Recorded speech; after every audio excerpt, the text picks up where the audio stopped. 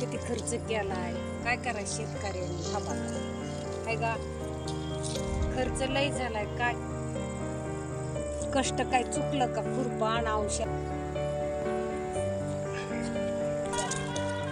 खर्च लय झालाय. बघा ही कशी नुकसान झाली. मेहनत लय केली, आम्हाला काम होत नाही काय नाही तरी आम्ही करतो. सडलं